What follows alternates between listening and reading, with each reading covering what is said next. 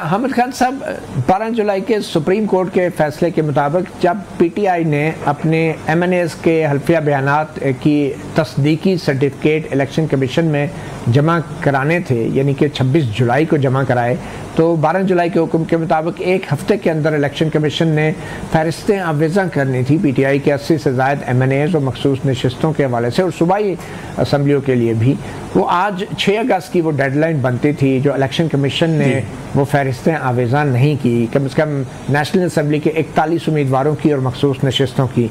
तो अगर election commission supreme court के फैसले की खिलाफ वर्जी करता है और बज़ाहिर वो असम्बली के मंजूर शुदा इस कानून के पीछे छुपने की कोशिश करता है, तो सुप्रीम कोर्ट फिर क्या कर सकती है?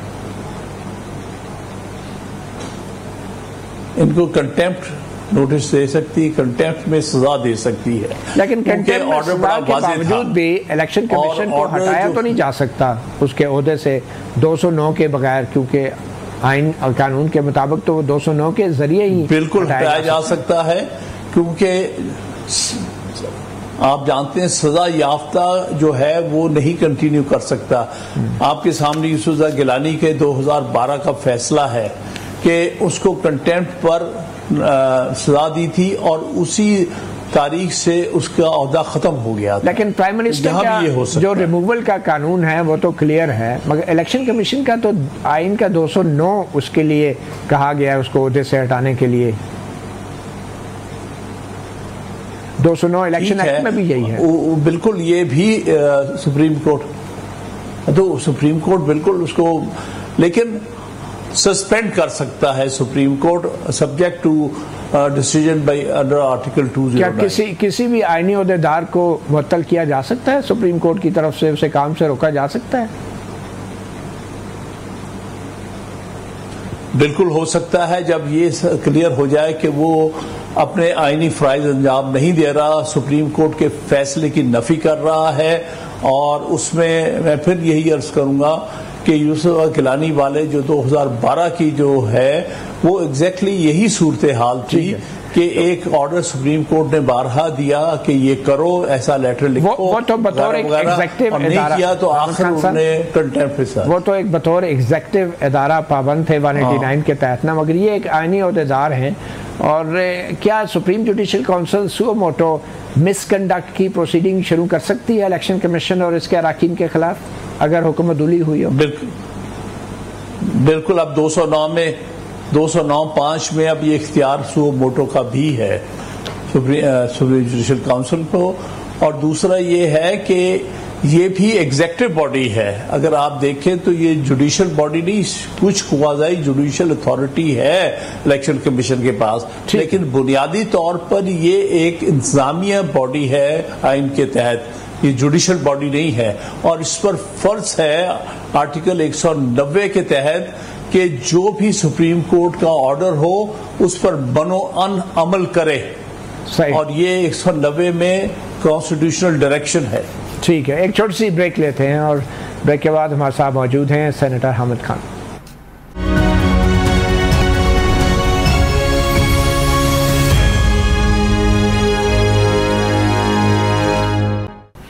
वेलकम बैक प्रोग्राम साफी में सेनेटर हामिद खान हमारे साथ मौजूद हैं। हामिद खान साहब, अब ये कानून साजी तो हो गई, अब सवाल ये पैदा होता है कि पार्लियामेंट की तरफ से तो बाकायदा ललकारा जा रहा है अदलिया को, मगर लगता है कि अदलिया के अंदर से भी कुछ ऐसे अनासर हैं जो अपनी ही अदलिया पे हमलावर हैं।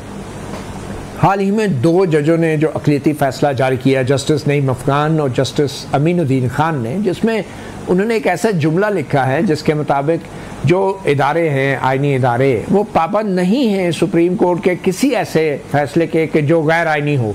तो उन 2 जजों ने ये तसव्वुर कर लिया कि सुप्रीम कोर्ट का जो भी फैसला है, अक्सरियती फैसला, वो गैर आइनी भी हो सकता है और ये फैसला करना दूसरे इदारों का काम है कि वो गैर आइनी है या नहीं है। तो कैसे देख रहे हैं आप ये अंदर से जो कुछ हो रहा है, इसके मुहर्रकात क्या हो सकते हैं? इसकी मुहर्रकात बहुत गलत हो सकती हैं, बहुत बुरी हो सकती है आइन के लिए, क्योंकि आप जानते हैं कि आइन की आखिरी तरशीह सुप्रीम कोर्ट करती है और किसी अदारे को कोई हक नहीं कि सुप्रीम कोर्ट की हुई तशरीह पर अपनी तशरीह करना शुरू कर दे। तो आखिरी the last interpreter of constitution वो सुप्रीम कोर्ट है।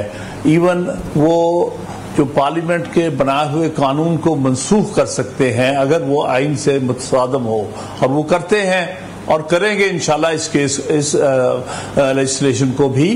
तो ये दो जजेस का जो ये फैसला है, ये जो नोट है, फैसला नहीं कहते इसको, डिसेंटिंग नोट कहते हैं, ये बिल्कुल गैर आईनी है और ये मिसकॉन्डक्ट के जुमरे में आता है। देखिए ना, कभी भी आप डिसेंटिंग ओपिनियन नहीं लिख सकते जब तक कि मेजॉरिटी ओपिनियन आपके सामने ना आई हो। ये दुनिया की तारीख में पहला ऐसा नोट है कि जो कि मेजॉरिटी की ओपिनियन से पहले ही माइनॉरिटी की डिसेंटिंग ओपिनियन आ गई। अभी ये देखे बगैर कि मेजॉरिटी ने क्या कहा है, उसके साथ उसके अगर आप रीजंस के साथ डिफर करना चाहते हो तो उसको पढ़ के करोगे। मगर तो ये तो मेरे नजर क्लियरली एक मिसकॉन्डक्ट है जो कि दोनों जो दो मौजूद जजेस हैं ये अपनी जजमेंट भी तो लिख सकते हैं ना, चाहे उसको खिलाफ समझा जाए या जो भी। उन्होंने भी बाकी जजों की तरह बैठ के केस सुना है, तो वो क्यों इंतजार करते हैं किसी भी फैसले का? वो अपनी जजमेंट भी दे सकते हैं और उस जजमेंट की रेशो ऐसी हो सकती है कि वो डिसेंटिंग हो सकती है। डिसेंटिंग नोट की बजाय डिसेंटिंग जजमेंट भी तो होती है। डिसेंटिंग जजमेंट नहीं होती, हमेशा डिसेंटिंग नोट, क्योंकि ये असूल ये है कि जजमेंट मेजॉरिटी की जजमेंट होती है। सही है।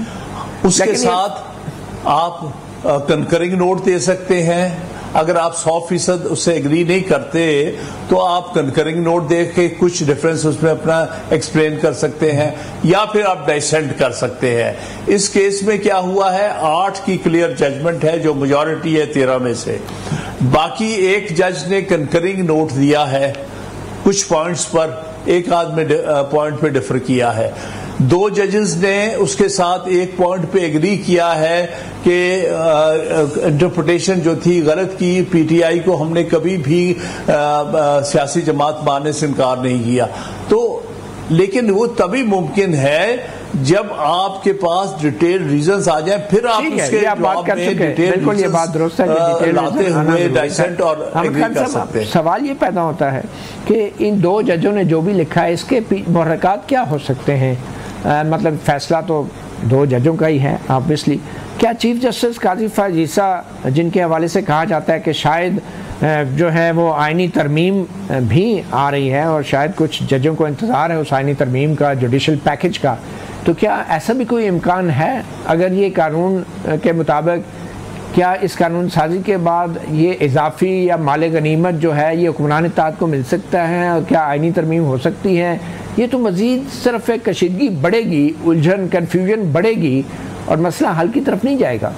क्या आइनी पैकेज आ सकता है? जी हाँ, बिल्कुल सही आपने कहा कि अल्टीमेटली तो सुप्रीम कोर्ट ने फैसला करना होता है। जब सुप्रीम कोर्ट के फैसले की आप नफी करना शुरू कर दें, बेशक अंदर से नफी करना शुरू कर दें, तो वो फिर मुल्क के अंदर स्वाय एक केओस के और कुछ नहीं होगा।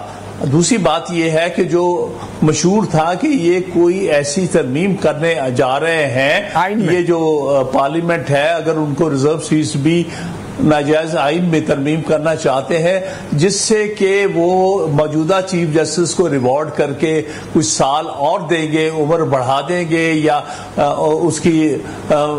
उसको कोई टर्म दे देंगे।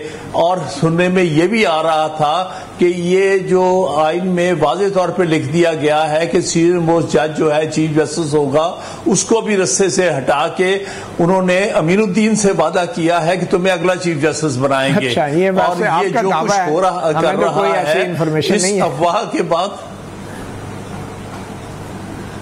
नहीं, मैंने इस किस्म की अफवाहें कई दिनों से सुन रहा था। अफवाहों को डिस्करेज करते बाद में उन अफवाहों को डिस्करेज करते हैं। बहरहाल ये आपकी एक तज्जिया हो सकता है, राय हो सकती है, करने चाहिए। एनीवे मेरा सवाल ये पैदा होता है कि क्या आपके ख्याल में जो अभी तक चीफ जस्टिस काजी फैज़ ईसा के नोट्स आ रहे हैं, फैसले आ रहे हैं या दूसरी उनके हवाले से खबरें आ रही हैं, आपको लगता है कि चीफ जस्टिस आपकी राय में दिलचस्पी रखते हैं किसी ऐसे आईनी पैकेज में?